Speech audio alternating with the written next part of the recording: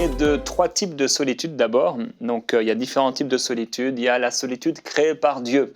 Il est possible que les gens vous quittent, les personnes vous quittent autour de vous, que vous vous retrouviez seul dans un domaine de votre vie. Et cette solitude est parfois créée par Dieu parce que Dieu a quelque chose de bon à vous faire vivre suite à cette solitude ou au cœur de cette solitude. C'est le premier type de solitude, celle qui a été créée par Dieu. Le deuxième type de solitude, c'est la solitude subie. Certains d'entre vous qui êtes célibataires, peut-être que certains d'entre vous, c'est une solitude qui est subie. Vous ne souhaitez pas être célibataire, mais vous l'êtes, et c'est une solitude subie.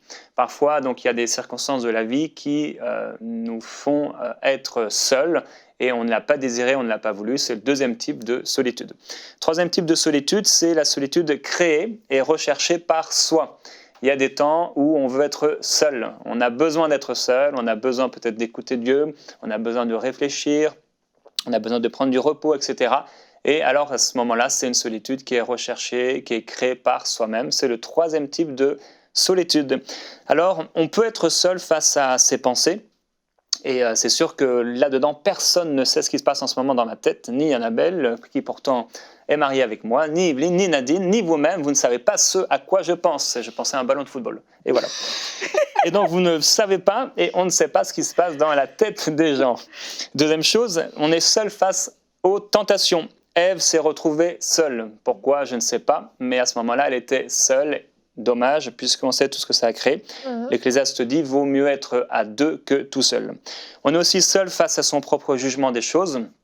On a tous un jugement des choses autour de nous, on peut les juger, on peut y penser, etc. Le Seigneur Jésus lui-même, il dit « je juge et mon jugement est vrai, car je ne suis pas seul » par contre, parce qu'il pensait avec l'aide du Père. On est seul aussi face à nos décisions, seul face à notre conscience. On est seul face à notre péché parfois. Et le Seigneur Jésus dit quelque chose de très intéressant par rapport à ça. Il dit, le Seigneur qui m'a envoyé, Dieu qui m'a envoyé, ou celui qui m'a envoyé est avec moi. Il ne m'a pas laissé seul parce que je fais toujours ce qui lui est agréable. Et même quand on est face à un péché, le Seigneur est là pour nous éviter de tomber dedans. On est seul aussi face au jugement des autres parfois. On a été jugé, critiqué, calomnié, incompris, etc. Et on peut se retrouver dans une solitude à ce moment-là. Il faut trouver la force en Dieu. Seul face au jugement de Dieu, la Bible dit que dans un lit, l'un sera pris et l'autre laissé. Et c'est sûr que quand, devant le jugement de Dieu, on aura tous à répondre pour nos propres œuvres et pour notre propre vie. Alors il y a ce que j'ai appelé la malédiction de la solitude et de l'abandon.